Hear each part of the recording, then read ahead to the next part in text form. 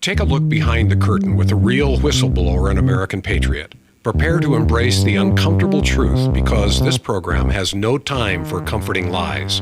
Here is civil liberties enthusiast, Second Amendment defender, and recovering FBI agent Kyle Seraphin.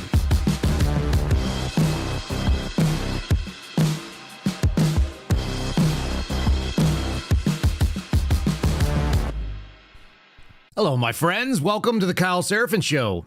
Today's Monday. It is June the 9th.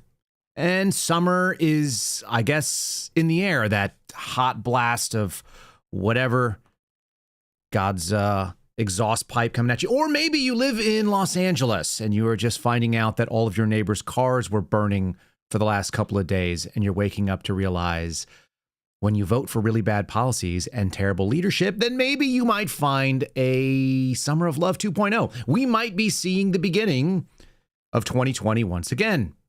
The same thing in common. Donald Trump was president.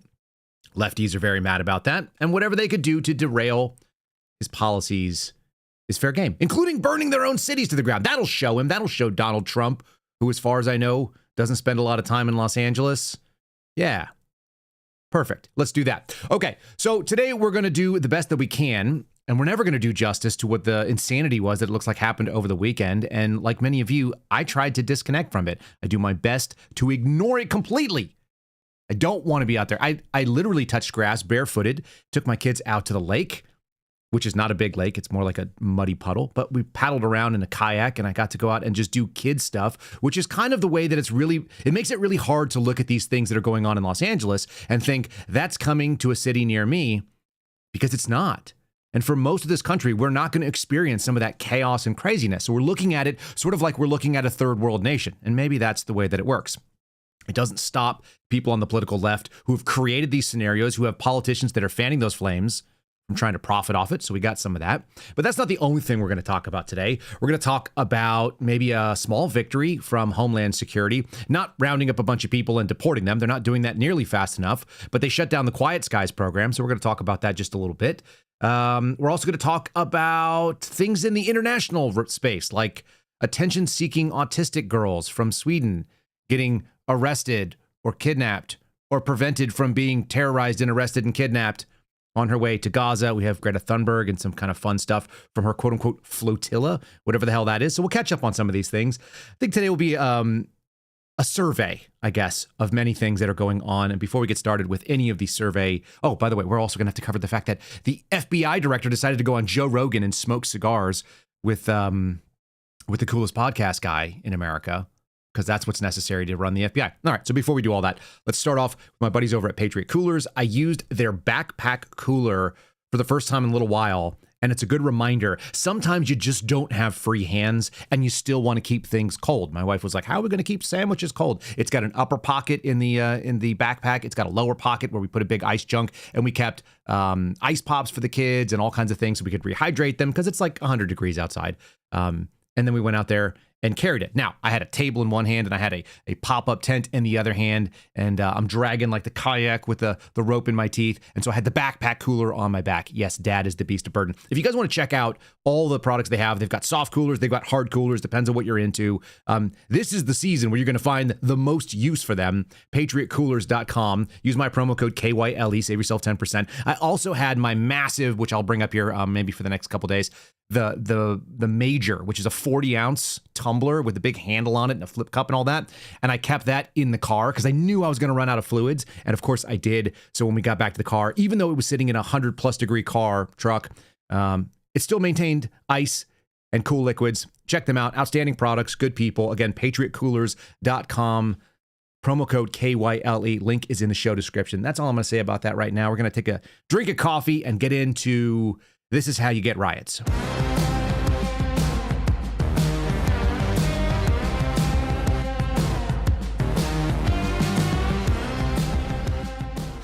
And if it wasn't one thing, it would be the other. And so, yeah, how about we talk about Greta Thunberg? Apparently, I'm mispronouncing her name, and I got to tell you, I don't care.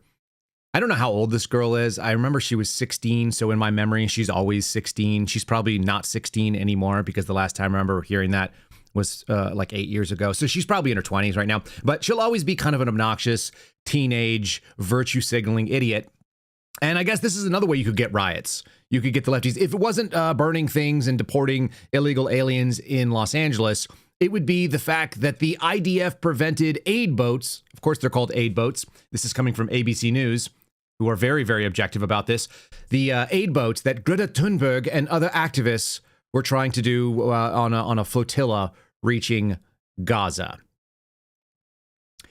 So they were single-handedly going to solve the conflict by bringing awareness to it. I've got some fun little footage of them in the boat.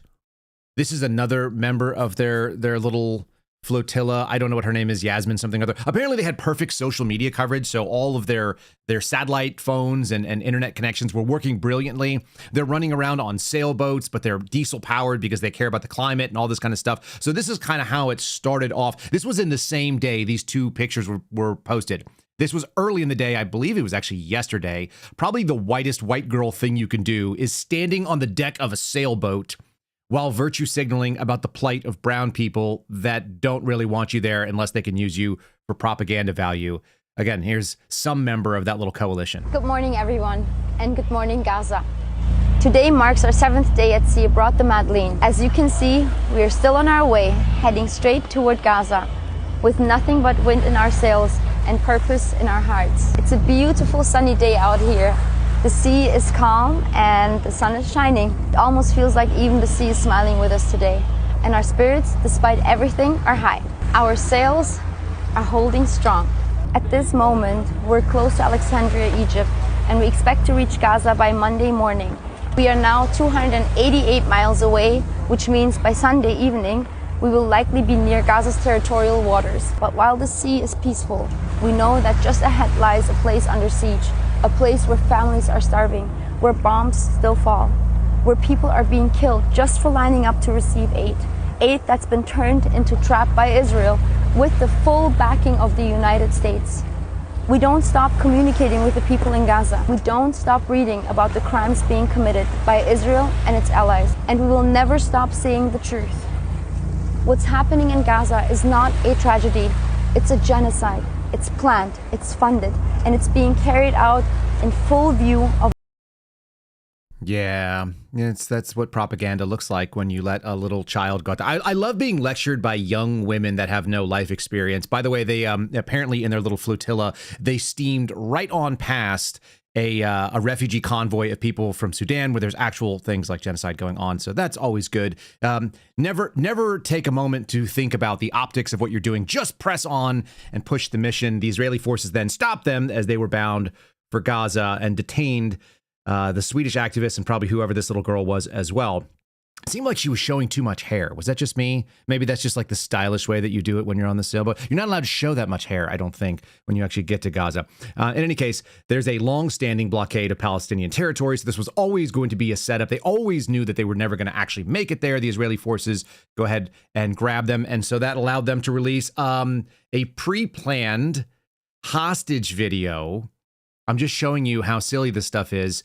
They can't specifically say who it is that's going to be grabbing them, but they know that they're going to be grabbed because this was always going to happen. I wonder what day this was actually filmed on and if it was actually on Sunday night or if it was before that, because if you'll notice the picture on the screen and the hair in the picture when the IDF actually grabbed her are slightly different. Almost like they knew this was coming. My name is Greta Thunberg and I am from Sweden. If you see this video, we have been intercepted and kidnapped in international waters by the Israeli occupational forces or forces that support Israel. I urge all my friends, family and comrades to put pressure on the Swedish government to release me and the others as soon as possible. Yeah, everybody knows the Swedish government has a lot of ability to pressure people in Israel and what they're doing. The ABC News, very, very objective people said that the Freedom Flotilla Coalition, which had organized the voyage, said the activists were quote unquote kidnapped by Israeli forces while trying to deliver desperately needed aid to the territory. None of those things are in air quotes, by the way. The kidnapped by Israeli forces was delivered desperately needed aid. They're making their statement there because it's all emotional language. The ship was unlawfully boarded. They went ahead and reported from a statement which was released as they were supposedly in custody because they pre-planned all of this, and it was always going to be that. So, from one sort of ridiculous traveler to another travel story, let's talk about the Homeland Security Secretary, Kristi Noem. Two things going on. Number one, her agents are currently the ones who are involved in grabbing and wrapping up a bunch of people in Los Angeles. That kicked off this new version of LA riots. It's been 30-something years since we've had that. So we were about due for a really good LA riot. There's some fun New York Times coverage talking about that. But before we get into that story, there's actually something that I think is fairly relevant, something we covered a long time ago here that is pushed back into the news. And because it is being covered by independent media, and then eventually Fox figured it out, because it was really something that was written by our friend and suspendable Sonia Labasco, who, by the way, I met through Dan Bongino. He kind of like walked away from her story. He didn't do a lot of whistleblower stuff after that. But Sonia was instrumental in making sure people understood exactly what this program that was just eliminated was. It was called the Quiet Skies program. And Quiet Skies is something that likely followed me, likely followed Garrett O'Boyle, definitely followed Tulsi Gabbard. There are a number of politicians that were being followed. And it's something that was political going back to at least 2014, from what I can tell. Our friend and multiple-time guest contributor, Peter Johnson, who runs Archway Defense, he did the recent CT sit-down that we did with Sarah Adams. He actually did his first whistleblower disclosures before he left as a federal air marshal, showing that Quiet Skies was being weaponized. Apparently, it has now finally been dismantled. This is the right answer every single time. Do not turn over the power and hope that or accept the power and think, okay, we'll wield it for good. When you have government and you have power in the hands of the government, it will always be abused at some point in time. So the key is to eliminate and to limit it, make it as small as possible. You know, for all my dislike of what we heard with Matt Strickland sitting down with us and telling us that this woman is running for president, at least she's doing things, or she's having people recommend things that are in fact beneficial. Taking apart weaponized pieces of government, not holding on to the weapon and hoping you can use it for good, but just taking it out of the hands of the enemy. So at least if they want to go do it again, they're going to have to rebuild it. Here she is. I'm Department of Homeland Security Secretary Kristi Noem, and today I'm announcing that TSA is ending the Quiet Skies program, which involved having a federal agent follow U.S. citizens as they traveled by air. It was created by Obama in 2012 to supposedly track dangerous individuals, but instead it was weaponized against political enemies such as Tulsi Gabbard. And since its existence, it has failed to stop a single terrorist attack, while it costs U.S. taxpayers roughly about $200 million a year. Now, the Department of Homeland Security and TSA have uncovered documents, correspondence, and timelines that highlight the inconsistency of the application of Quiet Skies. And this program, under the guise of national security, has targeted political opponents and benefited political allies of the Biden administration.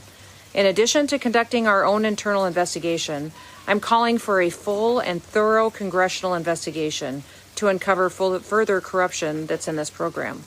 So TSA is going to continue performing important vetting functions to stop security threats and to ensure the safety of the American traveler. The Trump administration will return TSA to its true mission of being laser focused on the safety and the security of traveling public. This includes restoring the integrity, the privacy, and the equal application of the law for all Americans. I think the true mission of TSA, if we're being honest, has always been to go out and tickle safe-looking Americans and sort of half-ass massage old people that look like they couldn't carry a bomb on their best day. I think that's what the TSA does. It's a glorified jobs program. If you've ever sat and done seen the audits of TSA, they're abominable.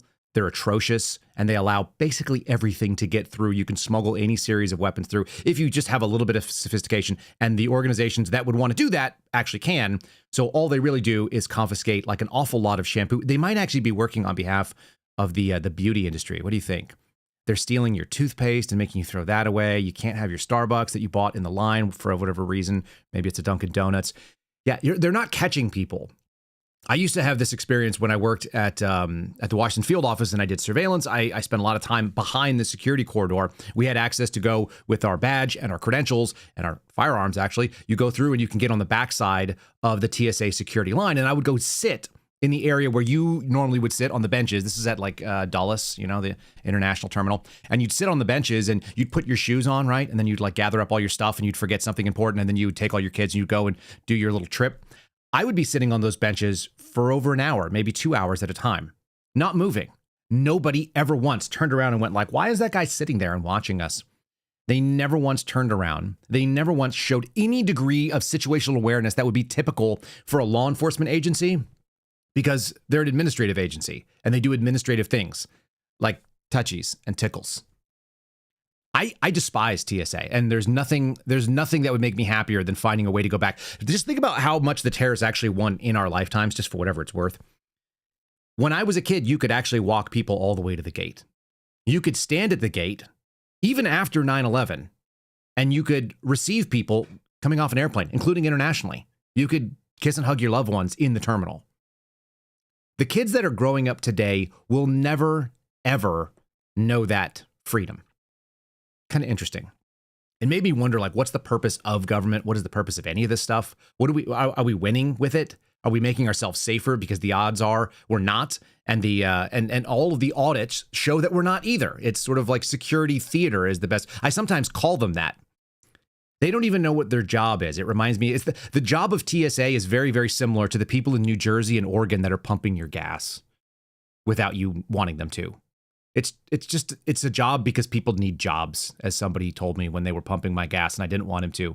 It's the same kind of vibe, to the point where they'll be upset with you for doing things that you're allowed to do simply because it's not common. If you guys ever go up through that line in checking in and you're about to go through the security checkpoint where they're going to send the irradiation across you and they're going to scan your bags and they're going to either, miss something important. I think I've said this on this show before, but when I was a sales guy in San Francisco in 2005 or early 2006, I accidentally had about a 7-inch long boot knife. It was a double-sided, sharpened on both edges, sharp, pointy boot knife dagger that was in my bag, in my briefcase, and it went on as a carry-on. And I flew into New York in September of 2000, like I said, 2006, I want to say. Maybe it was 2005. What? It must have been 2006. What on earth? Security theater. You just tell these people like what you're doing is theatrical and then go up there and they say, hey, we need you to stand in front of this thing so that a computer can analyze whether or not your face in front of me is the same face as the one on the ID. And you can opt out of that. And if you're the rare person who does, like if you're the 1 in 400 that does, which is always me, and I hope it's you as well, they give you this dirty look and they're like, oh, you're one of those. I actually had a lady that just happened that she was sort of like the classic sort of black female government employee. And she had this attitude that was unnecessary. I've had other people not worry about it, but this lady was like really specific. When I walked up, she gave me this dirty look right off the bat. And she said, are you going to opt out of the photo? And I go, yeah, I am. And she goes, yeah, I can tell. And I'm like, you can tell by looking at me? First of all, that is way more intuitive than I would expect TSA people to be. So good for her. I hope she gets promoted because that was actually awesome. You accurately assessed from my facial expression that I'm not a guy to get a picture like that. But more importantly, she was pissed about it. And why? If somebody exercises something that is within their power, within their purview, within their rights, there's no reason to be upset about that. It was really one of the weirder interactions that I had. And again, I'll just always remember her face. She reminded me of like so many other people I've seen there, but she was actually alert to the fact that I'm the guy. And I hope you guys also adopt that face, whatever that face is. I wish I could recreate it. Have that face when you walk up to TSA so that they know that you are not just going to blindly comply with government mandates. It gets us into a lot of trouble. Made me think about Milton Friedman, some of the things that he said about the purposes of government, which is exactly where we're at here. A lot of the things that Tim Kennedy and I talked about over the Sunday sit down was when you divorce task and purpose. And it's a common theme here on this show. And I see it in the news and I see it in sort of our public life. When you divorce the task, which is the thing that you're doing, with the purpose, which is the reason for which you do it. Why are we taking this photograph? Because we want to be able to see if your face aligns with your ID photo. A human being could do it, but we don't trust those people anymore. The people at TSA should actually be pissed that they are not trusted to look at an ID photo and decide whether or not the person that's in front of them is in fact a likeness for that. Right? Shouldn't they be pissed about that? Because they're saying that the machine does a better job and it's just yet another sort of mental crutch. It's working them out of a job, you would think. Wouldn't you want to fight for every single, capability that you have in your job? Most people want to fight for the same sort of like authorities and so on. They're just phoning it in. Again, another reason why I believe it's a jobs program. Milton Friedman kind of addressed what are the fundamental reasons that we even have government? Should we be considering that sort of thing as we go out there and evaluate the tools and the tactics and the things that the government is doing with our tax dollars? And I think he's right. This is just kind of a little breakdown. He says there's 4 things. I want you to listen to him. The government should be limited, in my opinion, to very simple functions. Number 1, to defending the country against foreign enemies. I have tried for a long time to see how to make national defense a private enterprise, and I have never succeeded. It's easy to see how to privatize schooling, but I don't know how to privatize national defense. So I'm reconciled to the fact that we're going to have to pay twice as much as we should have to pay in order to get an effective national defense, because anything government does, on the average, there's some things that are more, some less. On the average, anything government does costs twice as much as if it were being done by private enterprise. So one function of government is to protect the country against foreign enemies, national defense. A second function of government, and one which it performs very, very badly, is to protect the individual citizen against abuse and coercion by other citizens, to keep you from being hit over the head, mugged on the street, your house broken into, and so on. And I believe that the government performs that function very ineffectively because it's doing so many things it has no business doing. The third function of government, a very important function, is to define the rules of the game we play. What's private property? If an airplane flies 10,000 feet over your house, is he violating your private property? If he flies 10 feet over your house, is he violating your private property? There's nothing natural about where the line should be drawn. So we have to have some mechanism for making the rules about that, and that is an appropriate government function. And fourth, it's appropriate for government to provide a mechanism for adjudicating disputes about the meaning of those rules, a judicial system. Those are the 4 essential functions of government, in my opinion, and those are the only functions that are essential. It's actually a really simple argument in about 90 seconds of what is the purpose of government. We often boil it down to say things like it's supposed to protect Americans or to protect the people that it serves from force and fraud. But I just wrote them down. Foreign defense. That's going to come up in a second, especially when you start seeing that the folks that are causing the turmoil in Los Angeles right now are waving foreign flags, overwhelmingly Mexican flags, but also somehow like Palestinian flags and some other nonsense. Foreign defense, even if it costs us twice as much as it normally would, and it's highly inefficient. I love that he says that because that's obviously true. The government gets the worst deal possible, but it's serving other masters too. Foreign defense is 1. Protecting people from force and fraud, which is to say that people do not come out there and use their force or capabilities to take things from you, that they don't defraud you, and so on and so forth. So that's your kind of crime and your law enforcement function.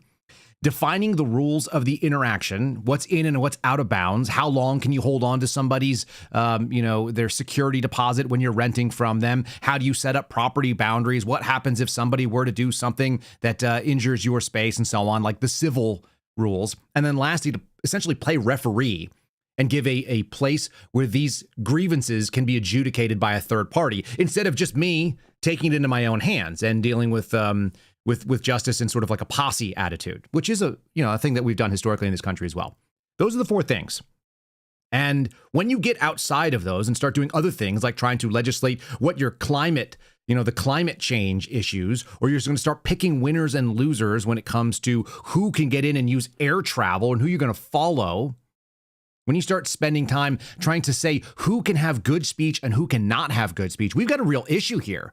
That actually infringes on the 4 things, but more importantly, it should bother most Americans. This thing happened over the weekend, and I think it went without a lot of notice. There was an ABC reporter, or whatever the heck you want to call this guy. He was a presenter. He's a TV presenter, and his name is Terry Morin.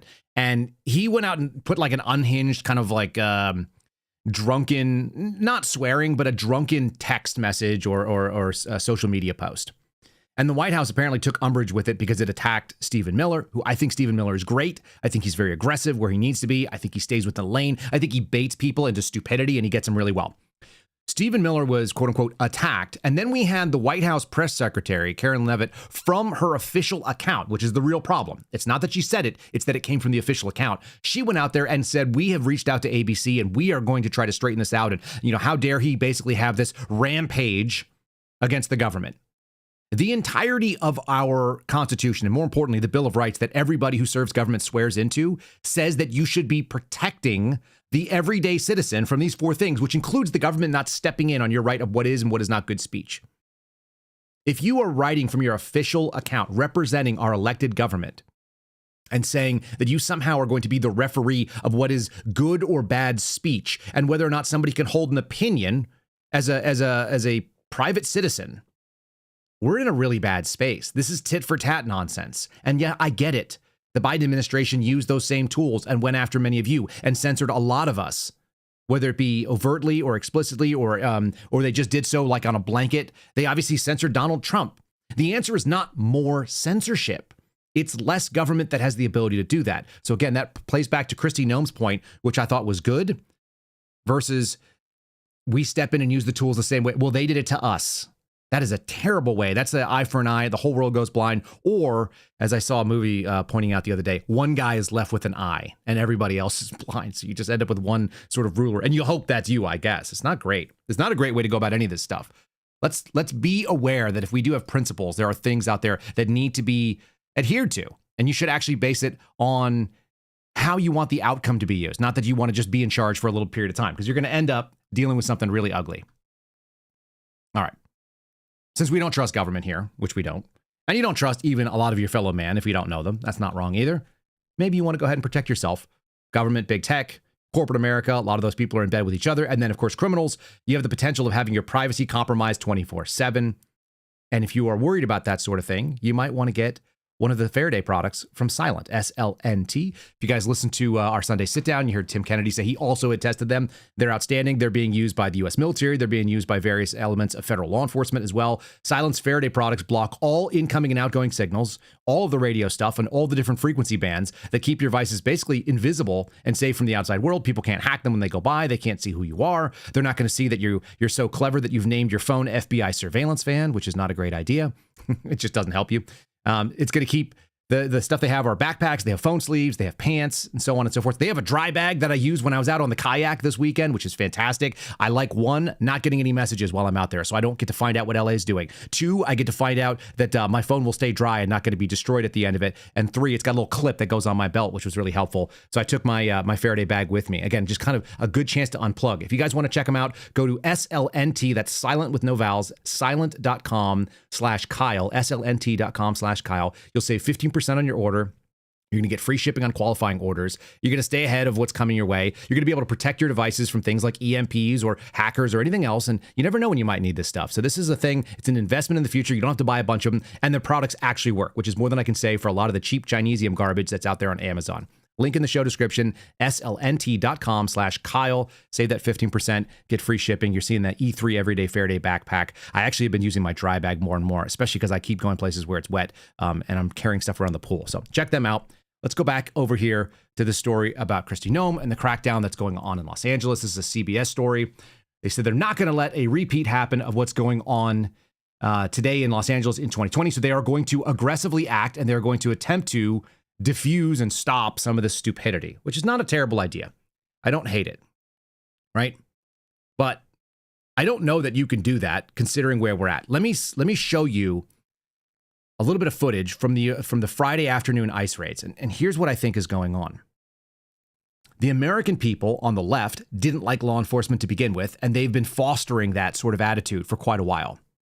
Those on the right, who naturally would say law and order is good, law enforcement is my friend, police officers have my back. We also saw what happened not just in 2020, where a lot of people were told to stand down. We also saw what happened in 2021, when law enforcement officers were out there going and enforcing COVID vaccine mandates, and we're keeping people from opening their businesses. We had Matt Strickland on here who was told he had state police officers who probably otherwise would agree with him. Matt's like a gun-toting, physically fit, middle-aged dad like me. We generally think law enforcement is our friend. Except we saw that law enforcement in general follow orders instead of thinking like coherent individual citizens who are going to have to one day step into that space. So you don't have support from the natural base that would support you, and you already have animosity from people that would otherwise be inclined to hate you. You're setting up for something really, really bad in Los Angeles right now, which is why you end up having to escalate something that could have been maybe handled and you'd have citizens on your side. You've alienated two really aggressive parts of the population, and the people in the middle are basically the ones who don't know. They're going to be the ones that are driving into this nonsense. This is how it started. This is an FBI-assisted ICE raid going on in Los Angeles, and this is a Skycam, so you have to give a little bit of grace on their audio. They're flying over the top of it, but you can already see that there are protesters gathering to try to impede and stop people from doing federal immigration enforcement, which shouldn't actually be that big of a deal. Do you think they're still bringing more people out? Is that what they're setting up for here? I think they're just trying to get the rest of the agents out. This is mostly FBI at this point that are here, and they were probably collecting additional evidence from inside and just making sure that all their agents were out of the building before they dispersed. So we are seeing a couple more agents that are making their way out of the building. As far as people that are being taken into custody, I believe for the most part, the people that they were targeting inside the building have been taken into custody and were taken away in those vans. And now it's just a matter of the remainder of the investigators and agents to leave the location. So, and that's what we're seeing here. They're starting to kind of wrap things up here. So I feel that this is going to basically wrap up here within the next several minutes, and ultimately we'll see the crowd kind of disperse, but it's just a matter of whether they are going to... That might be the worst prognostication ever done on a local news channel, because that's how it started, and this is where it was not long afterward.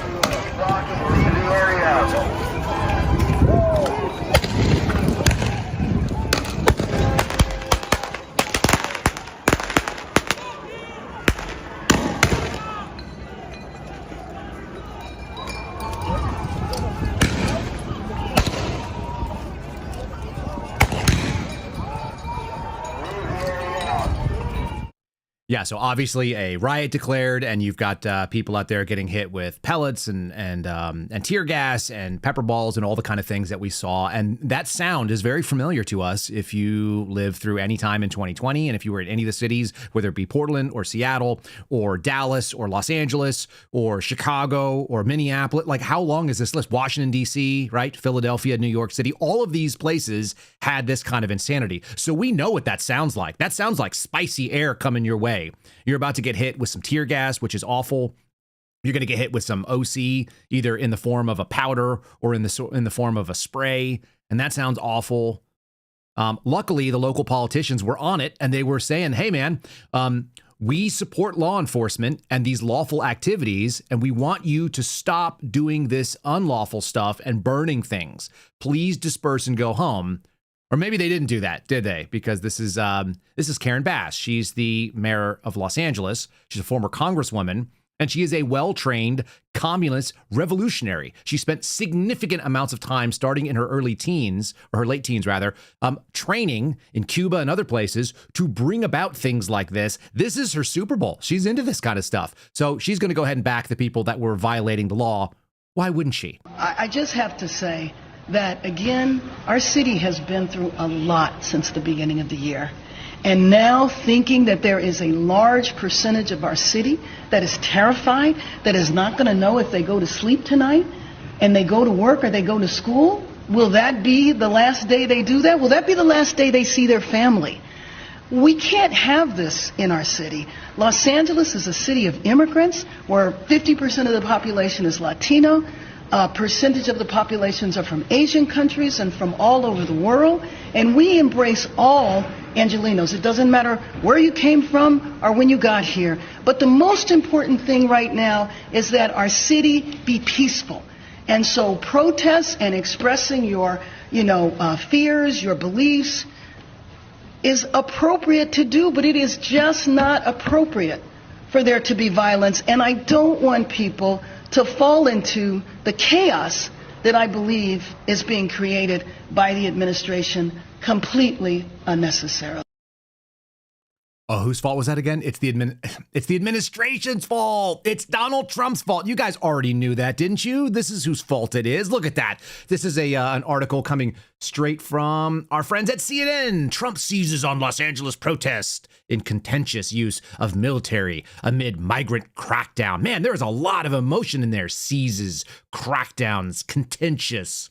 Of course, they're protests. That's why these guys needed to go have pepperball guns and CS launchers and riot shields, and why they're in full body armor and helmets and masks. That's why. It's because it was contentious, but they were just protests, of course. This is the showdown the White House has been waiting for. Brilliant analysis from Brit turned American expert Stephen Collinson, who's one of my favorite old-timey reads during the Biden administration. The showdown. This is the one that the White House has been waiting for. Unrest was actually sparked by federal immigration raids. Remember, whose fault is it? The people that are sparking the unrest with their federal immigration raids, aka enforcing the actual law. Now remember, that actually fits into two of Milton Friedman's categories, force and fraud, defining the rules of the game. You have to come here legally, and you can't go and break the law after you're here too illegally. So there you go. We're still within the function of government, which is to go out and do that law enforcement function. Donald Trump's deployment of National Guard troops against the wishes of California's governor and the Los Angeles mayor, both Democrats, appears at this point to be mostly for show. It's intended to create the perception that the administration is getting tough. That's what's going on here. Leave it to Gavin Newsom to let you know exactly what's going on. It's Donald Trump's fault. So he just says it on MSNBC, which of course is sympathetic. Very interesting.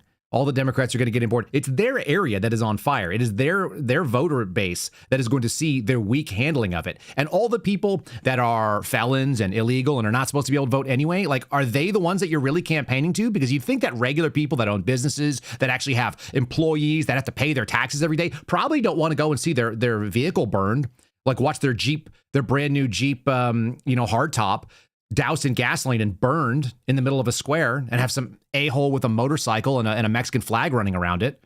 Here's Gavin Newsom. Of course, it's Donald Trump's fault. Fox News is calling it the LA riots. Is it a peaceful protest? What's happening? What are you seeing? Well, I mean, look, Donald Trump has created the conditions you see on your TV tonight.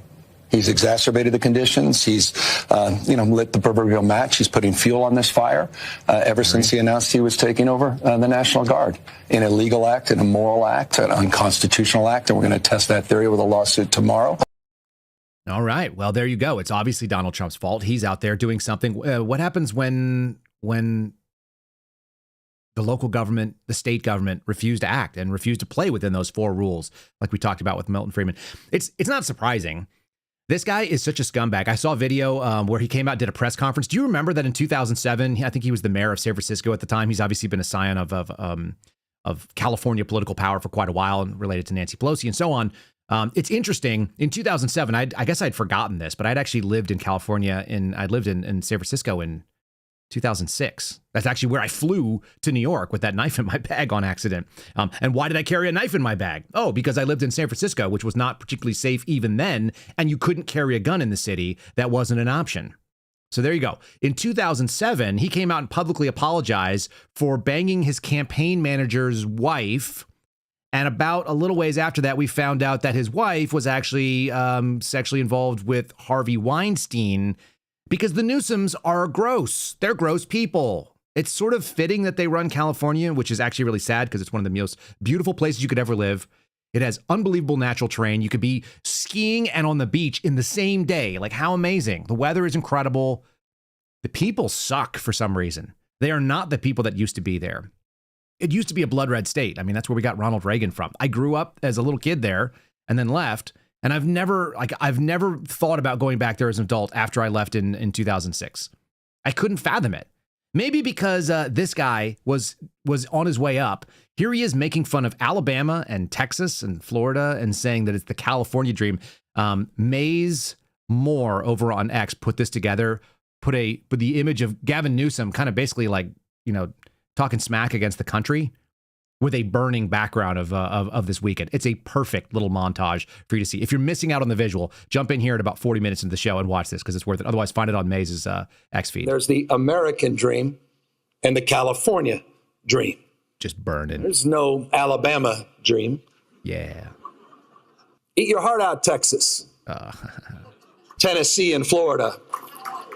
This is California. The world looks to us to see that it's possible to live, advance, and prosper together across every conceivable difference. It's what makes this state great, that we don't tolerate that diversity as we once had, but we truly can look today and talk in terms of how we celebrate that diversity. There you go. All right, so celebrate the diversity. You don't just tolerate it. Again, it's Trump's fault. That's why it's like that. That's why he can talk like that, say it's the California dream, and then when anything that's bad, any part of the California nightmare, which is in fact inevitable, it's not his fault. It belongs to the people over in Washington, D.C., the furthest people away from California in the nation, in theory, and also when it comes to chain of command for government. Sure, why not? I've got Chris Murphy, another guy who's completely out of touch with reality. We're going to do a little bit of like politicians weighing in on this because that's my favorite. I love it when politicians weigh in. Here's anti-gun, anti-freedom, anti-Trump. It's Trump's fault. Talking about this on MSNBC. I just caught this morning, so I haven't even listened to this whole clip, but I caught the gist of it. And I know where he's going with this, so we'll just play this real quick. The government should be limited. And there's the American dream. That's not where we were going with that. Oh, I guess it didn't load. Give me 1 sec here. We'll load up here with Chris Murphy. Here. I mean, my first message is to keep it peaceful. I mean, obviously, this is a moment where we have to be on the streets all over the country to protest what's happening to our immigrant community, but more broadly to protest what's happening to our democracy. This is the most corrupt administration in the history of the country, and we are going to rise to this moment by being out there on the streets. But ultimately, I think the country sees what Donald Trump is trying to do here. He's looking for a fight. There's nothing in what he is doing that is about peace or about restoring order. He's taking a protest that is relatively isolated. People in Los Angeles over the weekend would tell you that 99% of them went about their day, and it was pretty normal because this is not an invasion that has taken over the entire city. And he's trying to turn a protest that is pretty small into something that involves an even bigger confrontation so that he might actually be able to invoke the Insurrection Act. That would be a defining story of the week if he were to do it. And I just don't think, I think we have to make sure that we understand to not take him at his word. He's looking for a fight. He's not trying to calm tensions. You almost have a fiery but mostly peaceful moment right there where they're showing background footage of National Guard troops, federal agents, and so on. You've got Los Angeles PD and sheriff's officers out there trying to engage with getting these people. What happened in some of the videos that I saw was a significant amount of vehicle burning. Then they actually were able to corner and stop some California Highway Patrol vehicles. And as those people were trying to disperse folks from the elevated position that was up on an overpass bridge, every single time that the canisters of tear gas made it up onto the bridge, they turned around and they threw it down on the CHP officers to the point where they actually boxed them in and they trapped officers under a bridge. You don't have to like cops. You don't have to like CHP. You don't have to like anybody to realize that if people are out there and they are covered from an elevated position and they are now trapping law enforcement officers, it's not a good scenario. We're not looking at like a really peaceful moment where everything is fine. That's not what's happening, right? And unfortunately, that's what these clowns are celebrating. I got another grid video here that shows exactly as they were leaving with those subjects from the FBI raid. You've got guys that are digging up pieces of the island, enormous rocks and bricks that are like melon size, and they're heaving them into windshields, which could be fatal. Let's just be really clear about that. Throwing rocks at somebody who's driving 50 or 80 miles an hour, if that makes it through the windshield at a lucky angle and penetrates through, you could kill the driver. So you are now doing assaults on federal agents. The problem that I see here is that we had an entire 4 years, maybe 5 years, and some of you saw it even longer than that, where federal law enforcement didn't gain any support on any side. They were losing it on the left because that's what they do. They were losing it on the right because of the actions they took, which were voluntary. And now you're not going to get people backing them up. Dan Bongino had some tough words for these people. I'm not really impressed with them because They don't have an agency that is empowered to act sua sponte. They don't have an agency at the FBI that is going to go out there and say, if you go out and arrest people that are obviously engaged in federal crime, then we're going to back you up. How do you know that, Kyle? Because I was on the ground in Portland when similar activities were going on. And I knew for a fact, my team sat down and we had conversations about this. If one of us gets into a shooting, we're probably going to get hung out to dry. If one of us feels like we have to bring somebody into custody, we're probably going to lose our job over that. The FBI itself, the agencies that we're talking about, and I don't know that DEA has the same culture. I think they actually don't, but they're much, much smaller. You don't have an empowered federal law enforcement. You don't have an administration that's been backing them up. And whether Dan and Cash set the precedent that they do, all of the middle level managers that we've been complaining about here on the show do not share the idea that FBI agents should go out there and proactively grab people that they have probable cause to believe are violating the law without having an arrest warrant in hand from a United States Attorney's Office blessing. It should be signed off on by a magistrate judge before you ever go out and take enforcement action. You can go back and look at one of the earliest interviews we did, a guy named Mark Kreider. He was an FBI whistleblower. He was actually able to retire. He's now a sheriff in Walla Walla County in Washington State. He's a good guy. I've been in touch with him ever since I first went public.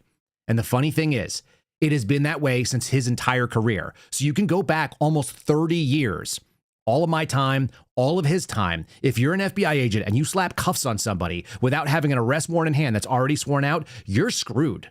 And that agency culture is pervasive, whether or not Dan or Cash say otherwise, which is how you end up with stuff like this happening and nobody stops to just grab this asshole who's throwing rocks. Excuse my language.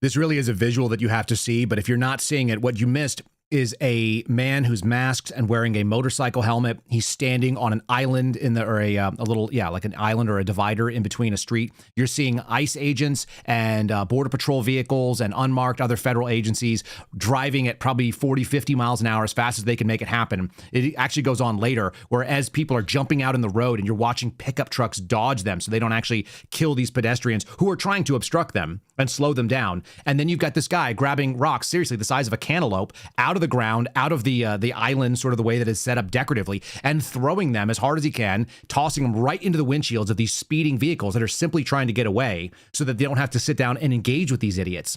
And he's getting cheered on, which you could hear.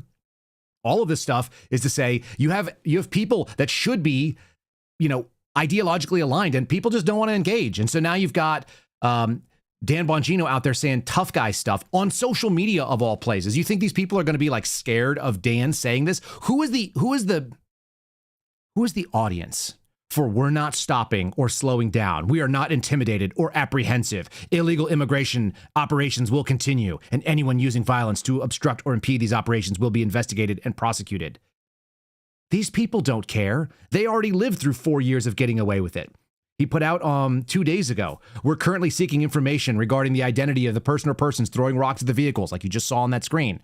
Conducting law enforcement operations. One of the perpetrators in this video is wearing a helmet, and we're going to use our investigative tools to locate the individual. I strongly suggest you turn yourself in. It's only a matter of time. 1, do you think that guy is listening? 2, is there any fear in these people? They already know they're engaging in criminal activity.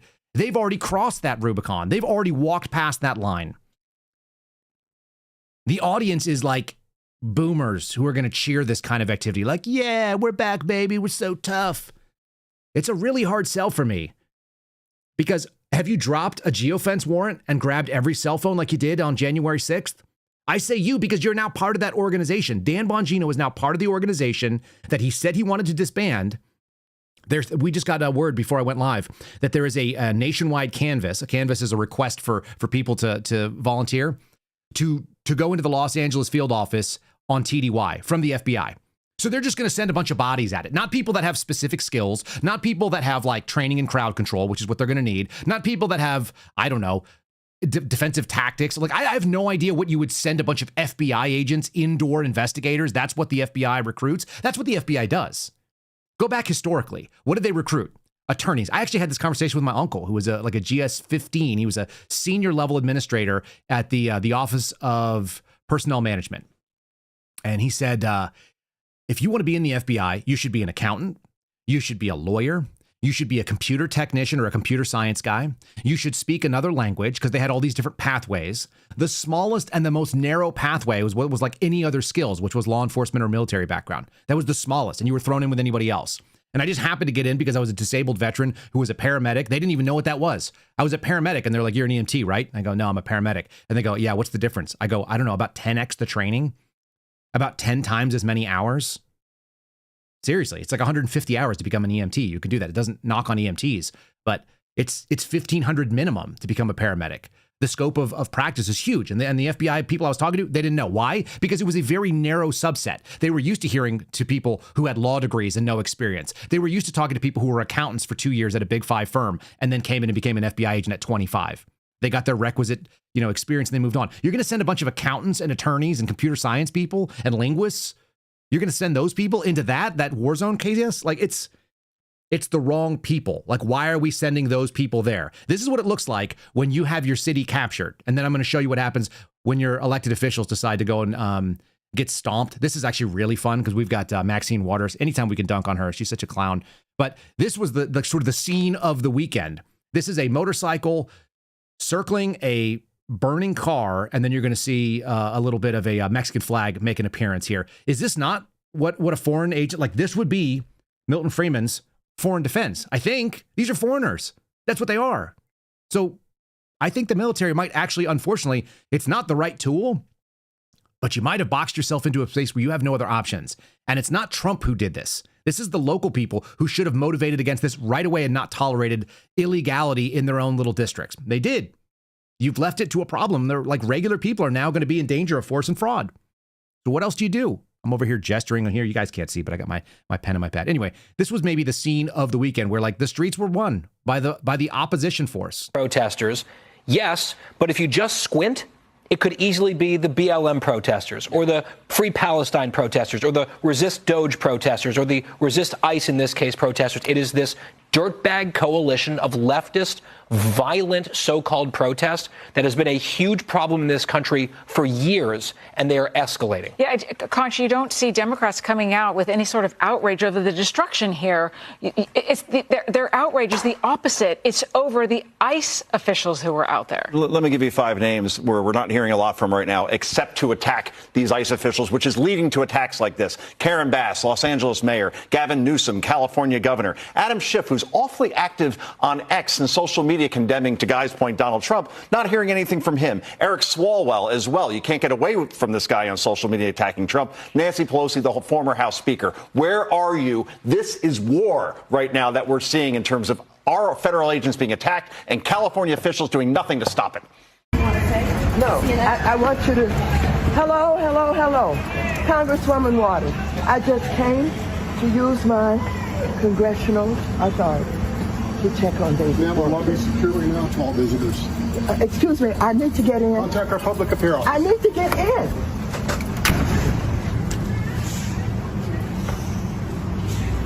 What are you hoping to do, Congresswoman? I just want to see David Huerta. Right. 6, 7. Would a congressperson normally be able to enter the... Normally, yes. What is happening here? Well, there were some of the authorities, I don't know who they were, and I'm trying to get in to see David Huerta, who they have arrested. He is the head of SEIU local union here. I don't know why he was targeted. I don't know what they're doing with him. I don't know whether they're going to deport him. I want to report back to my caucus about what's happening, but they have... She just drifts off because she's confused because she's in her 80s and she's trying to fight with some local cop. By the way, she said David Huerta. That's Huerta. She's the only person that didn't get the memo that you have to use a Mexican accent if you're going to say a name that is Hispanic. That's a requirement. How does she not know this? In any case, Newsweek covered this story, and it's kind of fun. Yes, I just jumped from this is war to like what happens to our politicians. You notice they didn't say Maxine Waters, who is my favorite. She's absolutely a loony. David Huerta is the president of the Service Employees International Union, SEIU. So you've got to go and check on your union leaders. And apparently he was injured and detained by federal agents during a series of ICE raids in downtown Los Angeles. That happened on Friday. So there was Maxine Waters trying to get in through the door. By the way, kudos to that local cop for not recognizing her, quote unquote, a congressional authority, which is not real. They said the lobby is closed.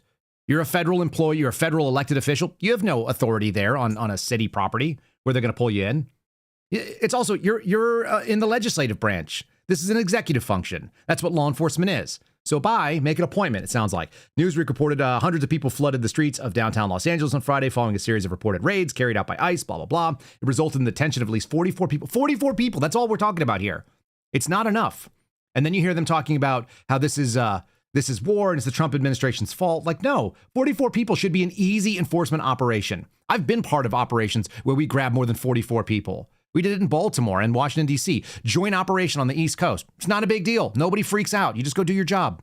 Unless you've got people whipping them into a frenzy. Reports are saying that Huerta was observing and documented ICE operations when he was allegedly pushed to the ground by federal agents, resulting in a head injury. I'm sure that he didn't do anything wrong, and they just meanies. They just threw him on the ground because they're jerks. That's how people operate. These guys have been incredibly restrained. I've watched a bunch of videos, and don't make me defend the FBI. Don't make me defend anybody from federal law enforcement, but they're very restrained at what they're doing. They're not out there picking fights. In fact, I think they are far less aggro than they could be, in the same way that we were when we were in Portland. Nobody thought that they had carte blanche to go out and do whatever they wanted. Remember, Trump was in charge then, theoretically, too. Nothing you can do about this. Your agency will string you up if you break any kind of protocol. And thankfully, they're actually starting to issue body cams to some of these guys, which is actually a godsend. I wish I had one when I was doing some of the work I was doing, especially when we were standing outside the White House lawn back in 2020. You want it because you want to be able to document it. Otherwise, it's just like what you saw and what you said, and people don't actually trust you. Huerta was hospitalized for treatment, and then he was transferred to the Metropolitan Detention Center, where he remained in custody. Of course, there's a video. Federal agents are seen pushing him while his hands are at his hips, causing him to fall to the ground. No idea what happened next. I love the editing on that kind of stuff. Anyway, that's the story of what got our friend Maxine there. So you've got all the favorite commies out there crying about this stuff. They're all doing their best to basically pick the wrong side of the aisle, or the wrong side of the 80-20 issues. They can't help themselves. Everything they do. And I don't want you to think this was the only weird thing that was going on protest-wise, because this was happening in Los Angeles.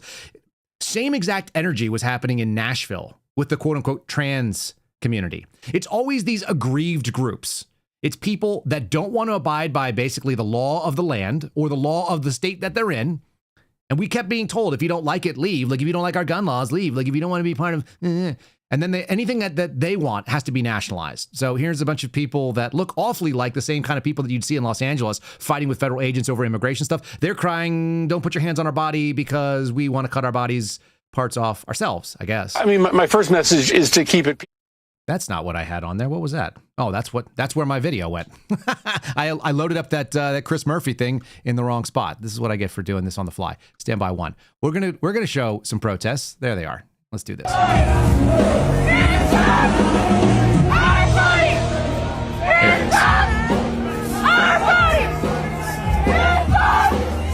Stay out of this person's uterus. Project 2025 are Nazis, like all the same attitudes. They're all hands off our immigrants, hands off our community, stay out, all this nonsense.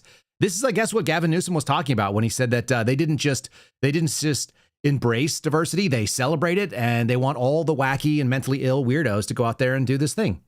And again, it ends in something really predictable. Throwing rocks into windshields and thinking that you're going to get away with it. I saw the same attitude from the same people in Portland, and it's gross. And remember, the problem is, it's not that these local officials screwed up. The problem is that Donald Trump is mean and bad. I just found this because I was really curious. Like, when was the last time that the National Guard deployed in Los Angeles? I specifically remember it during the Rodney King riots. Many of you probably do as well. 1992. The National Guard went to Los Angeles in 1992. This is an article that was written yesterday. Very timely article. Of course, the comparison is going to be drawn because they did, in fact, deploy some Marines, and some Marines actually killed some people. The situation was far different in 1992, folks. It was different because Donald Trump wasn't there, and we have enough time that we don't have to demonize anybody. We can act like that was somewhat reasonable. The National Guard is always a terrible idea, by the way. Putting soldiers on the streets is awful. They're not built to do this kind of stuff. I don't care if they have that training. Putting people in green uniforms that are meant for war, in the same way that our SWAT guys are wearing them, by the way, which I have a big problem with, this is not a good answer. The answer is don't let this crap go out of hand, and don't, it's kind of like not disciplining your kids. If you don't discipline your children and then they act out in public, they're going to, of course, think they're going to get away with it because they get away with it at home. This is like a bunch of spoiled little turds, kind of like Greta Thunberg situation. They think they should be able to just take their boat into a war zone. Why would they? Skirmishes with immigration agents in the past few days are dwarfed by the widespread rioting, vandalism, and violence that engulfed entire neighborhoods in 1992. Some Republicans, here we go, have drawn parallels between President Trump's dispatching of National Guard troops on Los Angeles Saturday and what happened in 1992 when soldiers and Marines were sent into Los Angeles to restore order after the Rodney King riots. But the situation was far different. Of course it was. In contrast to the isolated skirmishes seen in Los Angeles County over the few days, there were neighborhoods in 1992 that devolved into something resembling a lawless dystopia. Drivers were pulled from cars and beaten. Buildings were burned. Businesses were looted. All 63 people died during the riots, including 9 of whom were shot by the police and or military, which they sort of had this deputization of. The mayhem, which went on for 6 days, was rooted in black residents' anger over years of police brutality. They just take that as fact. And it ignited over 4 officers who were found not guilty of using excessive force against Mr. King, a black motorist who'd been pulled over after a high-speed chase, even though the videotape evidence clearly showed, this guy says the jury's wrong, clearly showed that the officers were brutally beating him. I don't need to weigh in on Rodney King. What I can weigh in on is the fact that you don't have to wait until you have lawless dystopian nonsense and entire neighborhoods that are engulfed in conflict before you dispatch and try to stop it. But that should have been Los Angeles PD, who said they weren't going to go in. The LAPD didn't want to get involved. Their mayor said that she didn't want to dispatch them, that they had it all under control. She said it was handled. God forbid. And she's more interested in people that are in this country illegally than the people who legally were here. That seems problematic. Here she is. Outraged that this has happened. Of course, what happened here, I think, was probably the worst. There were a number of locations where ICE raided today. And, to me, when these things happen, it sows a sense of terror in the community. It's bad enough that it happened at this location, but the way this goes and spreads throughout the community, then people are not sure where they're safe. Okay, so people aren't sure where they're safe.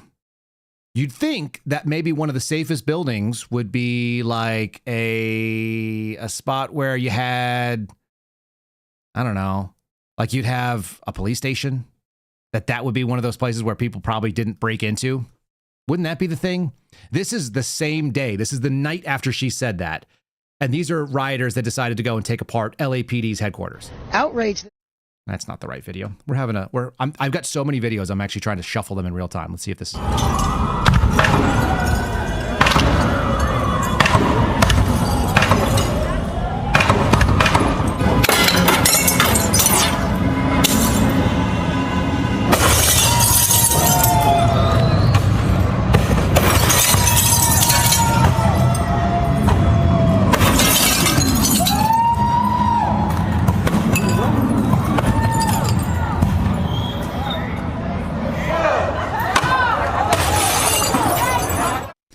I don't know why the sound of breaking glass got picked up so well by those microphones, but kudos to the videographer doing that. That's freedomnews.tv getting some great footage of like a handful of people destroying glass. You guys don't even have to see it to hear what was going on there. That's the police department's headquarters getting smashed up and nobody is reacting. Why are they not reacting? They're not reacting because we have years and years of telling the cops they can't do the right thing. You've got years of politicians that are pushing against them from trying to step up and do simple things like enforcement actions and finding themselves prosecuted. That doesn't mean that cops should go out there and step over the line. But if we actually have those 4 full things that our government is involved in, you're not going to have nearly as many issues. You're not going to have all the political BS and posturing and the Karen Bass and the Gavin Newsom and the California Dream and screw you, Alabama, all that stuff. All of that is like getting a massive divorce from the task and purpose of your government. You should at least assume that if you're going to go and smash up a police station, that you're not going to do well in the day. But we saw it work well in Chicago. We saw it work well in Seattle with the CHOP and the Chaz. My wife and I were talking about this weekend. We saw it work well in Portland. We saw chaos in all kinds of federal buildings that were vandalized and attacked in D.C.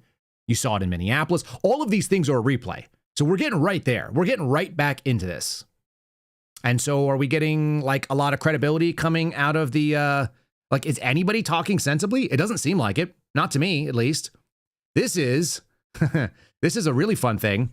The story of Abrego Garcia. Do you remember him? He was the illegal alien that sort of kicked off this like fervor about the Trump administration is extra mean and they're deporting people. The Maryland dad, the Maryland man, the guy who was allegedly an MS-13, but he's got kicked out and it was wrong. And so judges had to say, turn the plane around. We actually had kind of a fun little moment of reversal. I don't disagree with with this headline right here that Trump is actually seizing on the opportunities, because he is, because it needs to be done in some ways. Is the military the right move? No, but like, what else do? You don't have enough federal agents.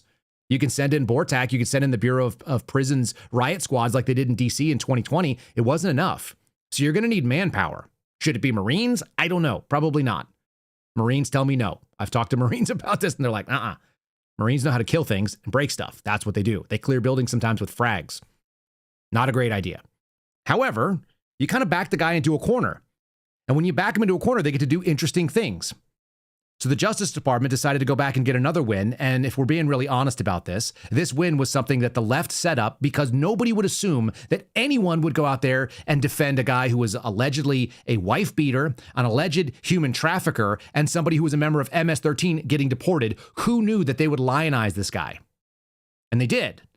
And so we got this order that he was supposed to be returned to the United States. The U.S. government said, well, we can't make El Salvador do it. Then they worked down there. They took all the information to a grand jury. They indicted this clown. And now he's going to fly back and he's going to go and be in prison in the U.S. again. And then he's going to be facing charges. His lawyers screwed him on this one by trying to turn him into a political victory. Here's Pam Bondi announcing that they went after the most famous illegal alien in the last year, Kilmar Abrego Garcia. The fact that I even know his name off the top of my head is ridiculous. Now it's going to be a bummer for him because the Justice Department's going to go back and try to get this win. Again, this is a contentious thing. This is seizing on that opportunity, but, good on them. Abrego Garcia has landed in the United States to face justice. On May 21st, a grand jury in the Middle District of Tennessee returned a sealed indictment charging Abrego Garcia with alien smuggling and conspiracy to commit alien smuggling in violation of Title 8 U.S.C. 1324. We want to thank President Bukele for agreeing to return Abrego Garcia to the United States. Our government presented El Salvador with an arrest warrant, and they agreed to return him to our country. This is smart, by the way. This is the way you should do this kind of stuff. If you are going to comply with some of these stupid judicial orders, then you should do it by just screwing with them and getting an arrest warrant first. Do I love that Pam Bondi's out there doing another press conference? Not really. I don't. It's not my favorite. But this is a good one to do if you're going to go out there and take a win. We can say two things at once. Do less media, but also this is the right move. You can go and spike the ball when somebody decides to celebrate improperly. And they did. They got super excited about some judicial wins. They went out and celebrated this guy. This is Senator Van Hollen, who came out of Maryland and acted like that was his constituent. It is showing that the Democrat Party, especially some of the national leaders, have decided that people who are not from this country, who don't belong in this country, that have no right to be here in the first place, have more access to the elected representatives who those people couldn't even represent, and refer to them as their constituents. CNN has to deal with this because they've got Scott Jennings. He's making good TV. He's out there going to make fun of it, talking about the date that these guys are going to have. It's going to have to be through prison class, I think, right now, because they're not going to let him out of custody. This is CNN's coverage of that same story. I suspect that Maryland Senator Chris Van Hollen, when he heard that Saint Abrego Garcia was coming back, took a shower, put on his nice suit, got on Open Table, found out maybe party of two reservation they could get for tonight so they could continue the bromance they started when he went back to visit St. Abrego in El Salvador. Look, he was not deported because he was a bad guy. He was deported because he was an illegal immigrant living in the country illegally for 14 years, who had gone through due process, who had an existing deportation order. It so happens that it turns out he may in fact well be a really, really bad person that we would not want in the country. Here are his possible outcomes. Number one, he gets convicted of this stuff and goes to prison for a long time. Number two, he gets acquitted and goes back to El Salvador, which is what I suspect the White House would do with him if he somehow gets out of these charges. Either way, it's what the White House said all along. There's no future where this man, the Maryland man, goes back to Maryland to live quietly in the suburbs. I love that. Everybody in the Democrat panel was like, oh, look, you defended the wrong guy and you guys got caught in it. We'll do one more dunk on this. And this one's going to come from one of my least favorite people, Jamie Raskin, who is a fake gang member. You remember he used to wear that thing, allegedly had cancer, and he would wear the do-rag for a little while. Jamie Raskin, who is he's a representative from Maryland, who doesn't remember anyone ever defending this guy. This is a fantastic little mashup, and I think this actually comes from Maze as well. Kind of a side-by-side. Jamie Raskin versus Jamie Raskin. We're going to do that, so it's Democrat versus himself. I'm not done dunking on people, though. We're actually going to turn around and punch back at some other people that are grabbing the spotlight that need to be doing the damn job, and so we're going to do the Cash Patel Rogan thing in just a bit, and so you're going to want to stick around for that, too. Let's do Jamie Raskin first. She especially focused on the idea that Democrats defended Kilmer Abrego Garcia, even though he, of course, is alleged to have committed these crimes. Do you think that Democrats risk politically playing into the president's hands by focusing on this case? First of all, I don't know of a single Democrat who defended him. He was falsely arrested and removed from the country. So now they're making up all this stuff about MS-13. Or, let's say he was responsible for the January 6th attack and he coordinated the assault on 140 police officers. They're making up things against a guy who's never been prosecuted, much less convicted of anything criminal. Yikes. Okay, so that was April of this year on the second half of it. That was June 6th. That was just 3 days ago on the first half of it. Jamie Raskin versus Jamie Raskin. Of course, it's got to go back to Trump. It's got to be about Trump. And he wants to talk about assaulting police officers. I assume he's going to be very supportive of going after every single person that had anything to do, whether they were filming, enabling, handing out water bottles, whether they were part of the support, whether they were accessories after the fact, et cetera, for anybody that was involved in what was going on in Los Angeles, right? He's going to want to see those people brought to justice because they care about law and order and nobody is above the law, right? That's what's going to happen. You can bet that it won't. Again, you can just bet that these people are going to go inside with the wrong side of everything. He's one of the worst, but it is fun to be able to see them mashed up only a few days from the previous statement. I don't know anybody that went out there and defended him, except me when I defended him in my own words just a few minutes ago. So there it is. Some of this stuff might be making you guys think about defend yourself. So while you're thinking about that, check out my buddies over at Shield Arms. This is one of the weapon systems that I carry every day. I carry a Glock 43X outfitted with Shield Arms things. I have a magazine well for faster reloads. I have a magazine that they make called the S15, which has 50% more magazine capacity in the same size. So that's helpful to me. I've got one with their barrel. I've actually got a threaded barrel sitting over here on the desk, if you guys look over my shoulder, which you might see in a minute. And then lastly, I've got one of their magazine releases, which I like as well because it's made of steel. It's a little bit more durable. It's got a little more tactile. Also looks better. If you guys want to check them out, shieldarms.com. Use promo code KYLE. What you're seeing on the screen is some footage from SHOT Show where they have the thing called the Mountain Partisan line. Maybe you want to be a rooftop Korean style person and defend your own home or your own area. And maybe you're thinking, hey, how would I do that? You want to be able to access mags and medical and comms and things like that. Check out their stuff. They're really, really well thought out. They have a split rig and they have a regular over the top rig. Both of them are designed by Green Berets 18 Bravos who were in the CRIF teams, much like Tim Kennedy talked about being in the CRIF. These are direct action teams. They're designed by people who actually did like serious missions overseas, including one of them is like one of my good buddies and a solid citizen, also freakishly capable. He was actually on Donald Trump's overseas security element for a while too. Got pictures of him standing with the beast and carrying like machine guns and whatnot. Check out Mountain Partisan. Check out Shield Arms. Again, it's shieldarms.com, promo code KYLE. I think you'll save between 5 and 10% depending on the item. And don't miss out on this stuff. If you guys are not defending yourselves or like preparing to, you're in a bad spot. While we're talking about it, and before we get into the Cash Patel thing, I just want to remind you, we are a very independent media group. It's just me, and this is the space. This is where the Kyle Seraphin Show lives. It's on rumble.com/Kyle Seraphin. It's on YouTube at Kyle Seraphin. I think we have a record audience over there on YouTube today watching us live. So thanks for all of you. While you're there, make sure you hit a like. Make sure you subscribe to the channel if you've never done it before. We do this stuff every morning at 09:30 Eastern time. And we also put something out on Sunday, which is a long form interview. You can support us financially if you want to, or just be part of the community at Locals. That's just KyleSeraphin.com. And if you want to share it with a friend and you want to give them video and audio, then you can do so by sending the link, KyleSeraphinShow.com. It's quite easy. I want to thank one of the parishioners at my church just came up to me this weekend and said, hey man, really appreciate the show. Like it. It's like, cool. Like, we're getting the word out there. So if you guys like it, share it with somebody else. Let's do some fun. Let's do some fun. I don't like dunking on people, but sometimes they just make it so that we can't do anything else. Kash Patel, instead of worrying about all the things that need to be done for the FBI director, and I want you to consider, the FBI director has the purview to do media, but rarely does. The number of interviews that I saw prior to Chris Wray leaving, he's done none since, but Chris Wray didn't do them. He's not a good director, but he was really not busy doing interviews. He was doing whatever the FBI director does. It's not going on Joe Rogan and puffing on cigars. Here's kind of like a 3-minute clip. We're only going to do a piece of it of kind of how it started. Kash Patel talking about things. They got into Epstein and they got into a bunch of other stuff. And I just had people telling me left and right, this is so embarrassing. Like, what was this guy thinking? Why would you go do this? And I think he discredited himself any further. I'm going to show you some Kash Patel versus Kash Patel, Patel versus Bondi. This was a bad interview. These guys need to stop going out there and trying to check media boxes to get more support. You're not going to get people on board. You're only going to go and erode more of what you did. Your actions are going to speak far louder than this. And by the way, he dressed like Zelensky again. So he's wearing like I think he's wearing a cool top. The FBI director wears a suit. That's the job, man. You don't get to show up and like dress down in your cool guy thing. There's all kinds of problem with this, but let's just listen to the words. Just think about this.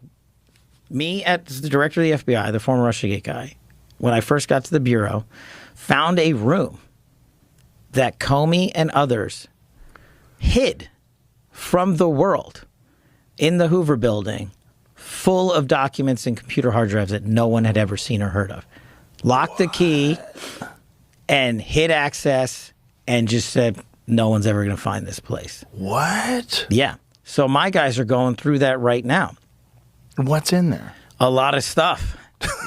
I mean, that's the thing. People are like, well, okay, go arrest him. And I'm like, okay, well, how about you let me run a methodical investigation while I give over information? One of the things we gave over before this, the room deal was, I don't know if you remember who Nellie Orr is. It doesn't really matter. Nellie Orr's husband, Bruce Orr, was like the number 4 at the Department of Justice, and he was the one who introduced the world of Christopher Steele, the guy that started Russiagate. Well, the entire time her husband was doing that at DOJ, she, Nellie Orr, was working on an outside contract to dig up dirt on Donald Trump. So she goes to the Hill and testifies as a result of our investigation, right, under oath. She said, I never worked, and I'm paraphrasing, I never worked with my husband on any of that. I would never do that. Well, what did Grassley put out just yesterday, 2 days ago? The Nellie Orr documentation that the FBI hid to the world, that we gave them, where Nellie Orr is caught red-handed providing information to her husband, thumb drives related to Trump-Russia collusion. They're going to try to re-adjudicate something that they've already said. There's no possibility of them going after him at this point. The statute of limitations is over. So we're going to go back to the hidden room story, that there's some room that was hidden from the public. Hey, guys, newsflash, I don't want to blow your minds just because I'm a critical thinker. The entire Hoover building is hidden from the public, minus the FBI experience tour, which you can go on, and it's full of LGBTQIA stuff, by the way. You can't go into the Hoover building. Have you ever tried? FBI agents can't get into the Hoover building. I brought people who were FBI agents who had a badge and credentials and a gun just like me. And we had to get them through the visitor center and get them a pass issued. And it took a bunch of hassle and sending security clearances back and forth to get them in the building. These are people that work for the FBI. You think you can just go in there and find rooms? No, this is nonsense. This is spinning stories. This is truckloads of files are coming and we're going to have a wave of transparency. This is crap. I'm like, it's so bad. And of course, Joe Rogan's listening. He's like, whoa, like what was in the hidden room? Like everybody might think that. So you start thinking, you're like, wait a minute. Are all the rooms hidden? Yes. You think that you found it by accident because you were discovering all the rooms? No. Somebody took you by the arm, as Dan Bongino stated in his own interviews, and said, hey, we got to show you this thing. Isn't that how you lead people around? Isn't that how you get people to like follow the red herring? This is the laser pointer. What the hell are we talking about here? All right. And the real thing that people are really upset about is that where are the pedophile arrests? This was hot and heavy. Look, the reason why Kash Patel has a job, the reason why Dan Bongino got put in there is because these guys spent years railing against the agency that I worked in, and they were doing it appropriately. They were saying the right things. Americans were listening. The same reason why we don't support necessarily federal agents carte blanche doing the stuff they're doing in Los Angeles. The reason why they hemorrhaged all this support was because these guys were talking big game about what was wrong with that agency. And now they're big time defenders of it. And one of the big games that everybody has kind of like fixated on, it's more representative of the problem than it is like a real problem. Yes, pedophiles are a real problem, but this is one case out of thousands and tens of thousands that exist. It's a focus by an agency that is not specifically on child trafficking. Child trafficking wasn't even like it wasn't a national priority at all for the entire time that I was there, ever. There was almost always one squad. They worked their asses off. They were always busy. They could have always used more people, and they never wanted you to go there because they were rather you sit in a skiff and read stuff about Russia or China. That's what they would rather you do. There were 100+ agents in my office that were sitting around reading FISA, and there were like 6 that were running and doing arrest warrants and search warrants on child pornographers every single day. Kid you not. That is a real thing. 6 versus 100. You know where people are. Why? Because personnel's policy. And the policy is Russia, China, non-kinetic actions, far more important than kids who are getting abused and videotaped and exploited across the globe. That's real. So that's why people were appropriately outraged about the Epstein stuff. And the answer is trust me, bro. The trust me, bro thing is too much. I did a whole episode on it. The Trust Me and Bro consulting firm that we're going to open up has unlimited amounts of business because these guys are out there just saying, look at me. You remember me. I said all the right things. You think that I would let something bad happen on my watch? Yeah, we do, because you're not doing them. You already told us what the answer was. Here he is talking about the Epstein stuff. Again, we're going to give you everything we can. And people have to remember, we're not going to re-victimize women. We're not going to put that shit back out there. It's not happening, because then he wins. Not doing it. You want to hate me for it? Fine. Again, logical play out.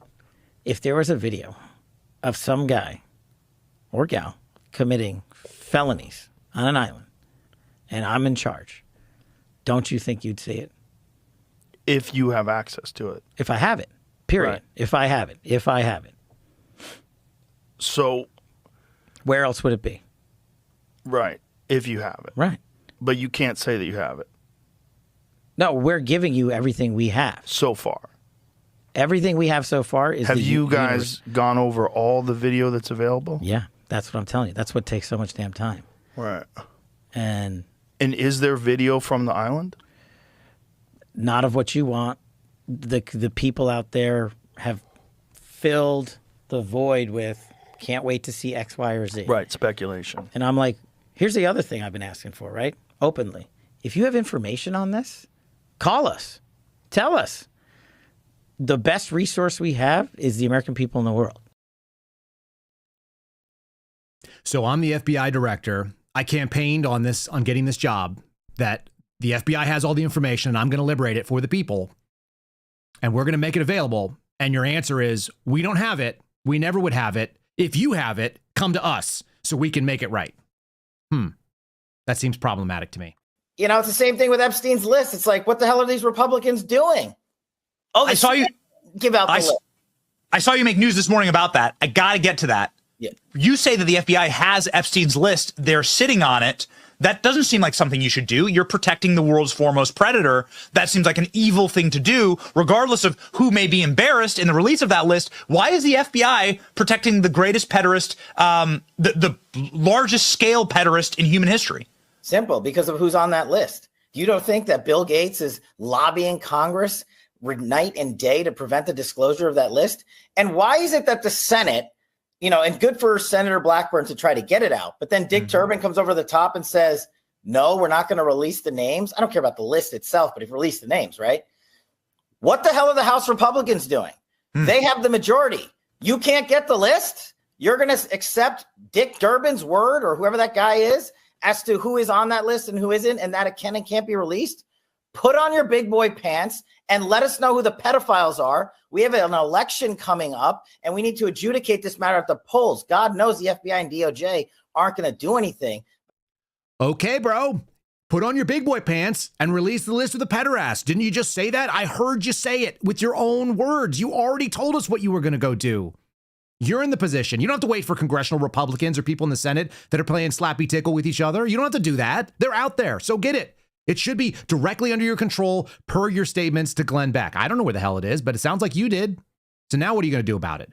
These are your words. And what about the videos? You told Joe Rogan they didn't exist. That's kind of a problem.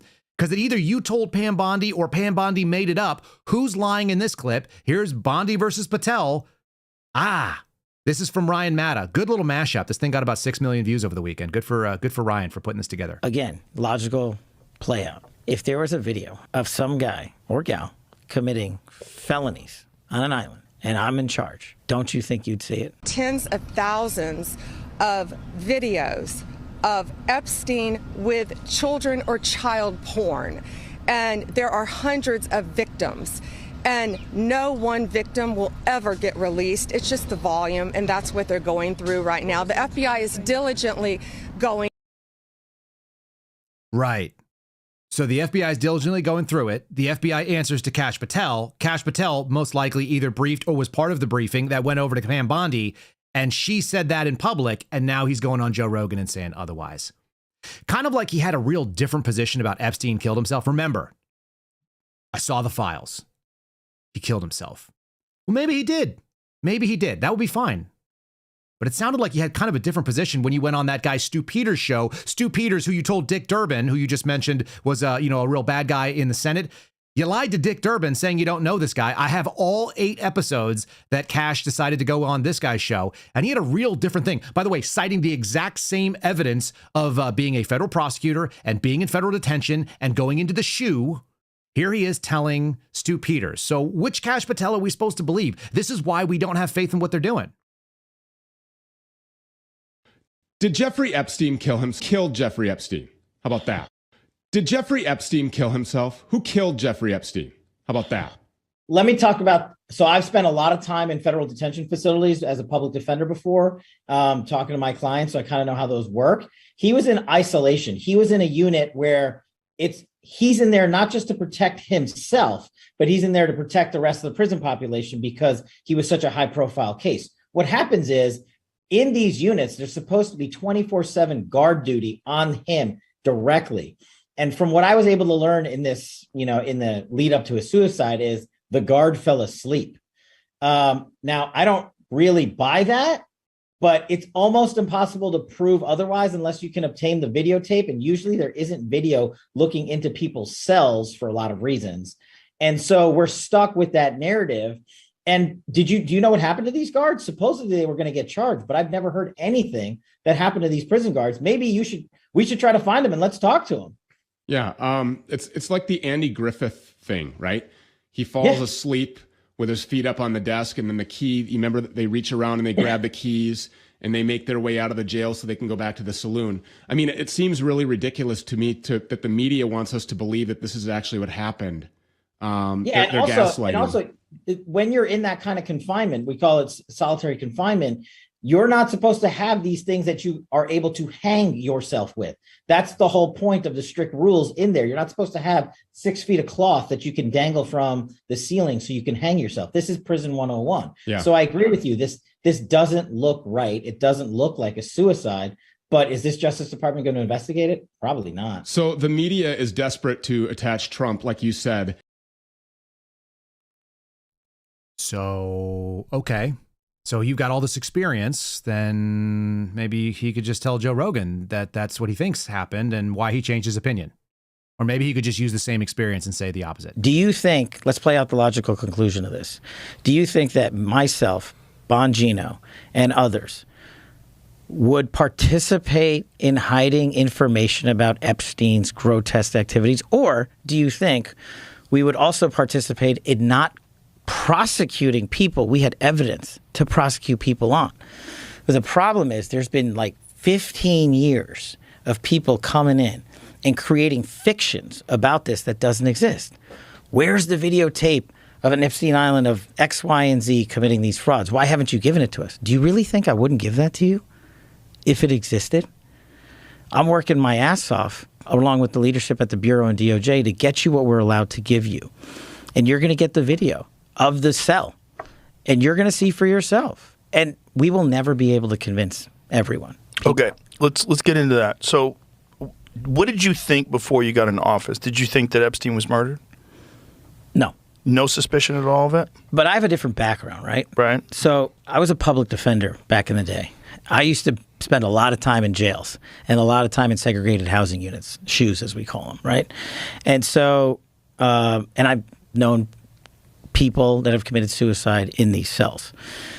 And I know how you get in, how you get out, who works the system. And so the way, based on public information at the time, that he ended up the pictures and him hanging himself, I was like, man, that guy killed himself.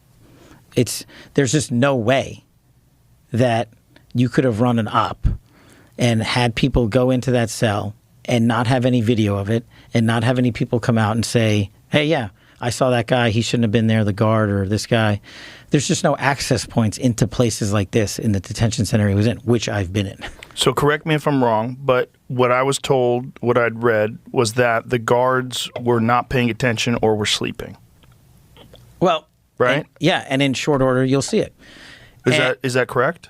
Well, it's hard to surmise that from a video, right? Where they and look, do guards doze off on the night shift? Yeah. But no one can get in to the cell. And if they had gotten in to the cell, you would see it. But we were... So it sounded like what I heard was before you were in, you thought it was suspicious and maybe he didn't kill himself. And then now you're telling people that you always thought that. So are you just a convenient liar? This is a real problem, people. This is the same kind of problem as when you say, hey, did you have anything to do with FBI personnel decisions before you were confirmed as an FBI director? Do you help get people fired? And you go, absolutely not. No, I didn't do that. Senator Cory Booker, under oath. And then you turn around and you've texted Kyle Seraphin and Steve Friend and Garrett O'Boyle and said, I'm a man of my word. That guy's effed. Yeah? Same way that, like, you say, I don't know Stu Peters. Not familiar with the name, not off the top of my head. And you were on his program 8 times. And apparently you guys had phone numbers that you exchanged. Did Cash know a lot of people? Sure. You think he knew he was talking to? How many of you have had a conversation or ongoing conversations with people that you are helping financially, legally, etc., and you don't know the story of like who they are and what they're about? But maybe they're inconvenient, which is probably why Garrett O'Boyle doesn't have a job right now. I'm just telling you, I'm happy to dunk on anybody only because I hate when our government gets outside of the 4 things that are written on this pad. Foreign defense, force and fraud, defining the rules of the interactions that society does, and playing referee in a legal system. That's it. It's real simple. Anything outside of that, you've stepped into the no-no zone. And if you're going to just be a liar, you cannot be in charge of our FBI. How are those people ever going to assume that if you're lying before you got into the Bureau, how are you going to go up there and tell them that we've got your back and they're going to think that's true? You didn't even have the back of the people who helped you get there. You didn't have the back of the people who brought you on their programs like Stu Peters. You didn't have the back of Garrett O'Boyle or Kyle Seraphin or Steve Friend or Marcus Allen or any of the other guys that were out there that were campaigning on your behalf saying, this guy he's going to help us. He helped us before and he's going to get in there and he's going to reform this problem, this behemoth. It's not happening, folks. Sorry. That's not bitterness. I'm happy to do what I do right now. This is a preferable gig for me than doing FBI work. But having a liar running the agency that I used to work at is far worse. Like, we already had that guy. We already expected Chris Wray to lie. This is closer to like real betrayal when somebody gets up there and suddenly flips on a dime and everything that's convenient is now inconvenient. Problematic. All right, if you're watching over on Rumble, make sure you've liked us. If you're watching over on YouTube, same story. If you're watching on X, give us a like, share the show. Watch us on one of the video platforms. We really appreciate the views. More importantly, we appreciate you guys getting this information and sharing it with other people. And if you haven't seen these back-to-backs, I'll try to stitch them together and put them out there on X. You can follow me at Kyle Seraphin on X. You can follow me on Instagram and so on and so forth. Look, the evidence is overwhelming when you spend 8 years in the media that you are going to have conflicting statements if you're not a person that just says what you think is true. If you say what's convenient, we're going to catch you in your lies. It's very easy to do. There's far too many of us that are paying attention. So shame on these guys. Really disappointing. I hope you guys have a fantastic day. I don't have a palate cleanse right today. Like the palate is, I'll tell you what, I'll do a palate cleanse for you. Here, let's read Kamala Harris's statement. Let's read Kamala Harris's statement about what's going on in Los Angeles. Los Angeles is my home, she says. And like so many Americans, I'm appalled at what we are witnessing in the streets of our city. Deploying the National Guard is a dangerous escalation meant to provoke chaos. In addition to the recent ICE raids in Southern California and across our nation, it's part of the Trump administration's cruel, calculated agenda to spread widespread panic and division. The administrative actions are not about public safety. They're about stoking fear of a community that's demanding dignity and due process. Protest is a powerful tool. You know what else is a powerful tool? Throwing rocks through the windshield of federal agents. So anyway, get yourself squared away. Get yourself protected. Keep an eye out there. Look at, keep your head on a swivel. This is going to get spicier. I'm sure of it. We're going to have an interesting week, I imagine. Remember, 3 days doesn't qualify as similar to the Rodney King events. But by day 6, they were already taking over entire neighborhoods. I would not be surprised to see some aggression that steps up, because both sides want conflict. One side, hopefully, is judicious in their use of force. The other side doesn't seem to care. That's it for us today, guys. It was kind of a long one. God bless you. Look forward to seeing you again tomorrow. Go out there and share this with a friend. Have a fantastic Monday as we kick off this week. Thanks for listening to The Kyle Seraphin Show, streamed live weekdays on rumble.com/Kyle Seraphin. Follow Kyle on Twitter, Truth Social, and Instagram @Kyle Seraphin.